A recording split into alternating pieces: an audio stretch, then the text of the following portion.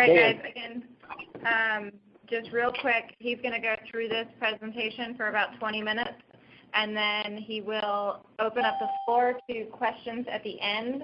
Please do hold questions until the end, and do not put us on hold, please. If you have to leave the call for any reason, go ahead and hang up. It is being recorded, so we will send out the recording if you need it. All right? All righty. Whenever you're ready, Jay. All right, I'm ready. So it's funny, guys, because when Amy asked me to do this, we discussed trucking and obviously construction. And, the first thing that came to my mind was the fact that, trucking is more like the straight A student. It's, everything is laid out for you. Everything is very, very black and white, whereas construction is more like the artistic student. And, there's really a lot of different ways that you can get to the end without having to, you talk to 10 different people, they're going to give you 10 different answers of the way that they're going to do something in construction. So I broke it down and figured, let's just kind of touch on the basics in the beginning and, keep it very surface. And then as we go through, I know there's a few more of these, we can kind of go into each part a little bit more thoroughly. So I kind of wanted to cover the basic steps. Obviously they don't apply to every single project, and they won't always be done in the exact same order. And then kind of wanted to talk a little bit about the tools needed and most importantly, towards the end, construction safety, which is a huge thing that I want to definitely get into the further we move down. So,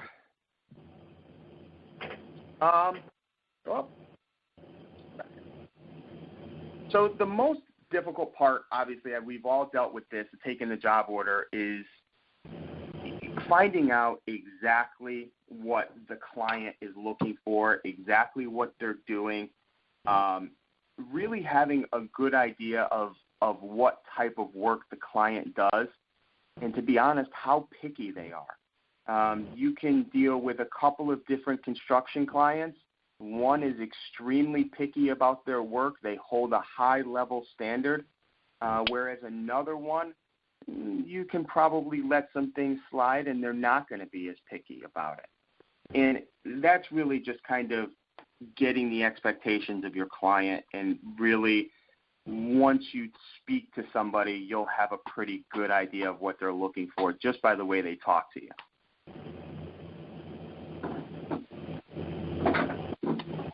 Go on. So there's really two different types of construction. There's commercial and there's residential. And, they cover two different things. A lot of the steps and processes are the same, but they're just different types. What I did here was take the definition of the residential construction. And, does anybody have an idea of what, it's right there, but what does most residential construction consist of? Anybody want to jump in? Houses. Houses, small homes. Apartments. Yeah. A lot of wood. Right. Most residential construction, obviously, is going to be a residence for somebody. Somebody's going to end up living there. And, that's the best way to describe it. A lot of the times, when we deal with residential home building, the customer is going to be a little bit more picky. The client is going to be a little bit more picky because they're building somebody's home. As opposed to commercial, there's a little bit more leeway. And, most residential construction is consisted of wood framed construction. I know that's not always the case because there's a lot of, there's a lot of places down south that do concrete and block. And in most major cities, there's, a lot of steel frame residential construction as well. But in the suburbs, it's mostly wood frame construction.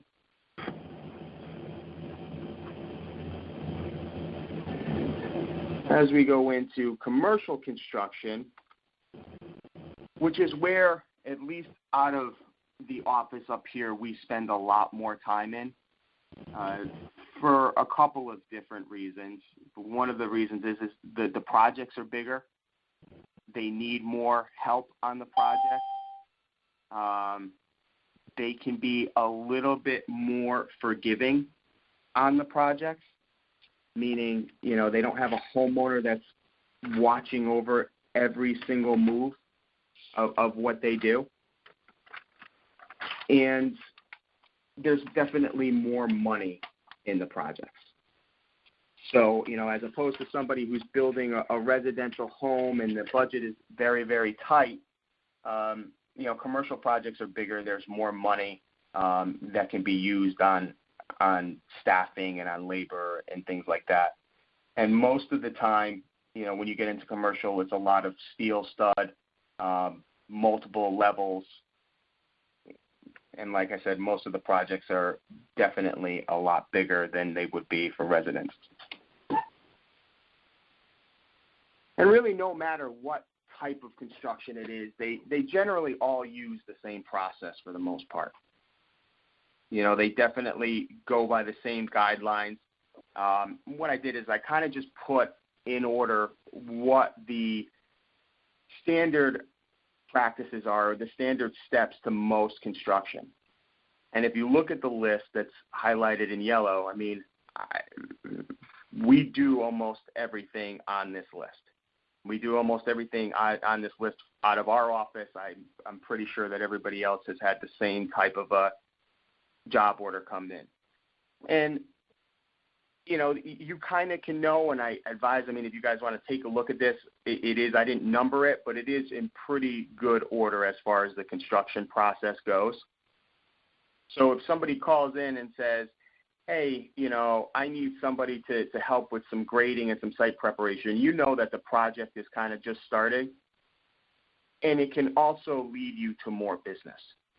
So, if they're at the beginning of the project, then, you can kind of get into who the electrical contractor is, the plumbing contractor, and everything that comes in after that.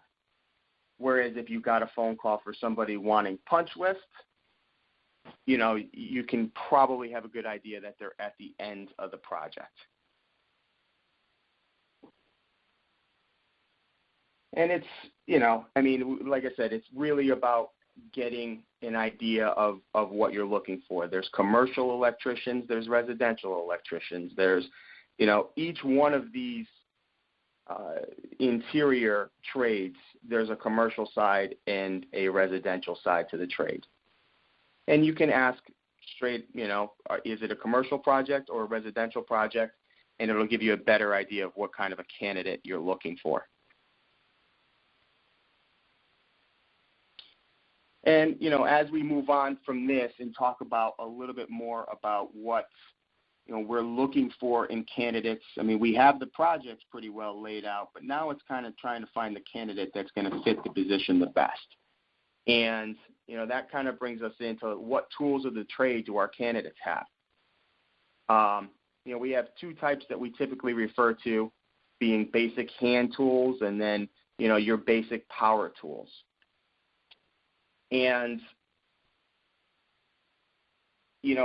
asking our candidates what kind of tools they have will tell us a lot about the worker that we're bringing in.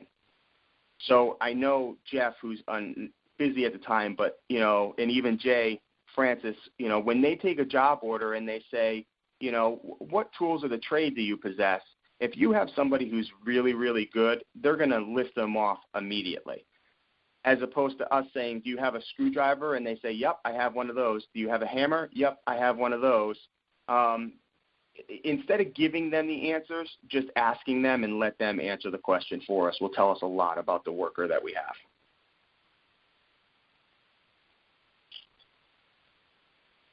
Everybody that has their basic hand tools really should have this. So if you have a client call in and say, hey, can you send the employee to the job with their basic hand tools? Really, this is what they're asking for. Their own tool pouch or belt, tape measure, speed square, chalk line, chisel. Everything is there. That's what they're looking for. Anything outside of this, that would be a little bit more than just basic. And the same thing for, power tools. We have a lot of clients that call and say, hey, can you send somebody out with their basic power tools? Extension cords. Generator is a little bit more than basic, but if you're sending somebody out to do a trim job or an interior trim, they should have an air compressor. They should have pneumatic nailers, circular saw, electric drill. These are all things that most contractors or most tradesmen will have. They have them on their truck, and they should know. So when you say, what tools do you have, if they're telling you that they have everything and, that's on this list, that tells you that they're, they obviously look at this as a profession, and they're willing to put money into it by purchasing some of these tools. And, the power tool element is something where a lot of times the clients will, ask us and say, oh, don't worry about it. We have our own tools on site, for the guys to use. And that kind of brings us into something else that has always made me, definitely something that we are very, very considerate of, especially out of this office, is the construction safety aspect of it. It's dangerous. It's a dangerous job. People get hurt all the time. If you're sending somebody out who's just looking to make a quick dollar, but really doesn't know what a construction site entails, you're sending them into a situation that is not beneficial for anybody. Do they have their own PPE, which is personal protective equipment, hard hats, goggles, a safety vest, masks. These are things that, again, will tell us a lot about the candidate. So even if you ask them the simple question of what PPE do you have, they immediately register that. It won't be the first time that they've heard it, and they can give you a pretty good idea of what they've had and what they have. If they tell you they have a hard hat, a safety vest, chances are they've been on one or two construction sites and have a pretty good idea of what's going to be needed. It's not, again, if they say, well, I really don't have anything and I'm not, they have no tools of the trade, they have no PPE, we gotta make it known to our client and say, hey, listen, we're sending you somebody out, but they have very limited experience to no experience. And let's be honest with the client, at least that's what we try to do, because we definitely don't want anybody getting hurt on a site. It's no good for the worker, it's no good for us, it's no good for the client. Just something that we really, really need to be careful of.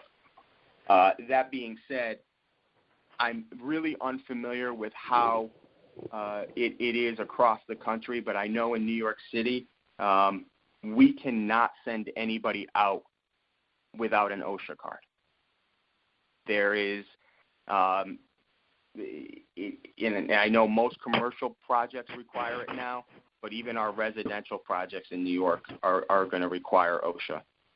And if you're not, we ask guys all the time, and guys are like, yeah, I have my Oceans, and we're like, okay, and they'll bring in like a little certificate that says, they completed a safety course at, somewhere down the street that really has nothing to do with OSHA. It's just, we should be familiar with it. We should be able to guide our employees as to where to get it, so that they have the card, they're familiar with it. Definitely something that, we want to talk to, especially when we're taking a job order, whether or not, OSHA is required. I put the website on the bottom there, OSHA.com, can answer most of the questions. There are different types. There's an OSHA 10. There's an OSHA 30. There's OSHA that's inclusive of any type of hazardous materials as well. I didn't want to go through all of it on this because we'd be here until 4 o'clock tonight. But it's definitely something worth taking a look at and seeing if we're pretty versed and well versed on. And that being said, I know I kind of ran through this a little bit quickly because I think that there's probably going to be more questions about anything else. And I want to be able to answer them the best that I can. Because like I said before, construction is one of those things that there is a variety of different ways and a variety of different, ways to get to the final project.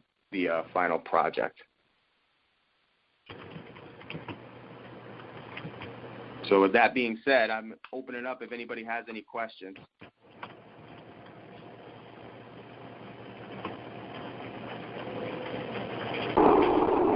Well, Jay, I'll start.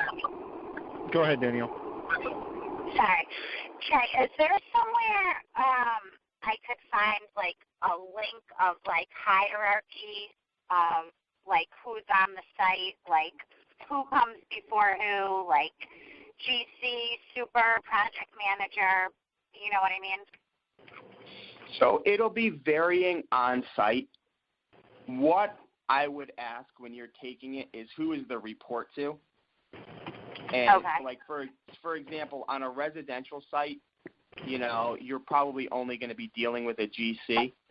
Right. On a commercial site, you may be dealing with a project manager or a project management company. And within that project management company, there may be 3 separate people that handle 3 separate things. So the question that I always typically ask is, who is the report to and what is their title? Okay. And that'll give you a good idea. So if it's, it may be, John Smith and he's the framing project manager. Okay. And I can send you an email of definitely like what each, for like a project manager, super, and kind of give you a brief definition as far as, what they'd be responsible for. But again, a guy may call himself a project manager, and honestly, they're not. All right. Yeah, I mean, we have some of our laborers that think they're project managers. Surely no one would ever claim to be something they're not. Yeah, right, exactly. No. We have people coming all the time and say, yeah, I'm a project manager.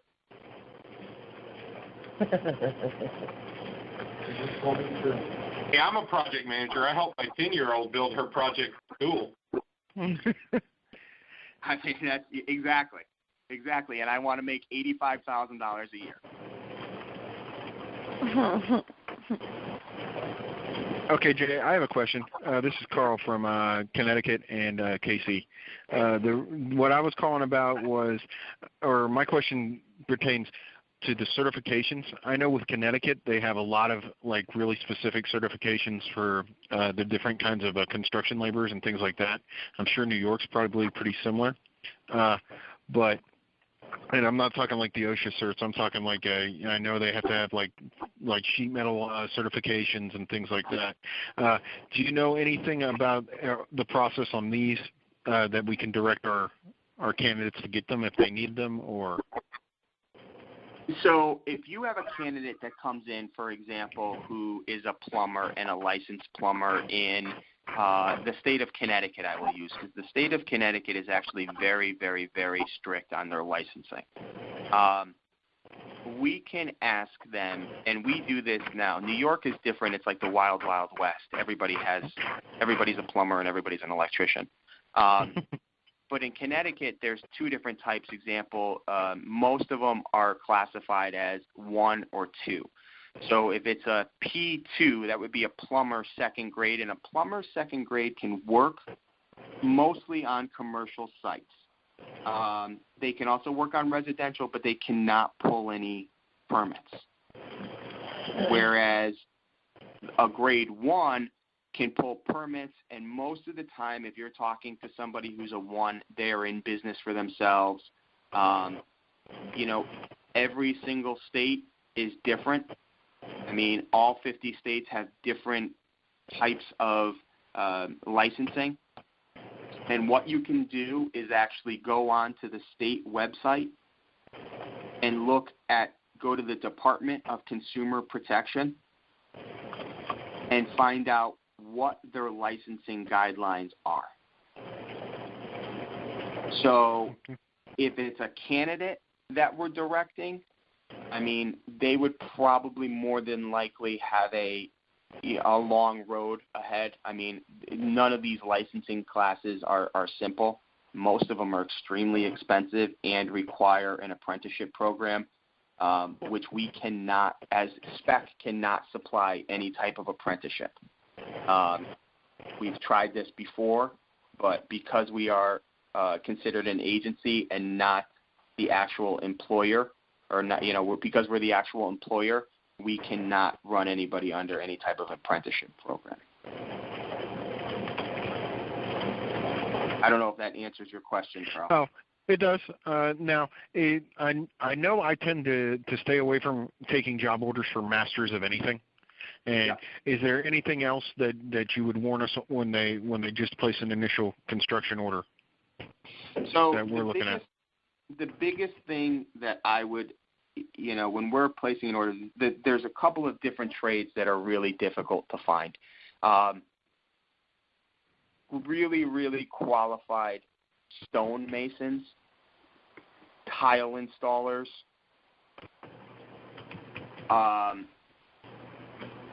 because they are concrete based, there's really no forgiveness in it. So if somebody says, I need, tile installers, for example, and, we send out 3 tile installers who aren't very good, once they set that tile, it can't be fixed.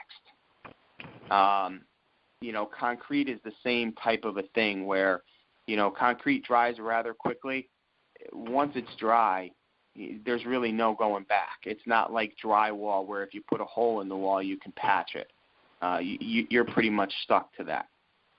The project managers are always a little bit difficult to find, just because of the fact that leaves it on us that leaves it on our guys to be responsible for an entire project without any supervision at all. And not that they can't do it, but who's to say that they're going to do it the way that the company itself wants it to be done. Thanks, Jay. No problem.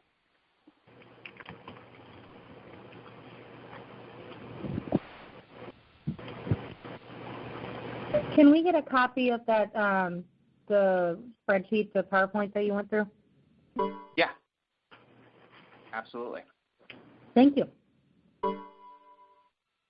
Hey, Jay, if somebody has extremely limited knowledge on the construction side, are there some good questions that can be asked that would kind of spot a phony? Yes. The first question that I would ask is what tools do you have? What tools have you used in the past? Because 9 times out of 10, instead of saying, have you ever used a circular saw? Have you ever used a jackhammer? Have you ever, and where they're just going to say yes, yes, yes, yes, as soon as you ask them what tools they've used in the past, they will either tell you immediately, they'll list off 4 or 5 of them, or they're not going to be able to give you an answer. And that right there will tell you all you need to know. We use it all the time. It's really been a foolproof way that we've been able to spot somebody. A lot of times we'll say, what PPE do you have? And guys are like, what? And it's right then and there, to not even know what it is leads me to believe that they don't have all that much experience on a construction site. And again, that's what brings me back. It makes me nervous when they don't have it. I mean, I've been on construction sites. I mean, I was on a construction site where I saw a guy literally get run over by a forklift. Because he wasn't paying attention and walked right behind him. And it wasn't our guy, obviously, and it wasn't, but it's just, the guy clearly had no experience. He was from another agency. He just had no experience on a construction site at all.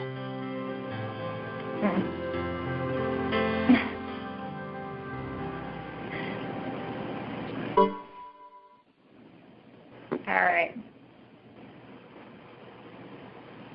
Anybody Does else? have any questions? All right, Jay. All right, guys, and I'm available, like I said, text, email, IM. If there's anybody that has any questions, please feel free to reach out to me. Like I said, construction is one of those things that's just very, very wide, and there's a lot of different ways to do things. Thanks, Jay. Thank you, Jay. Thank you. Bye, guys. Okay. Thank you.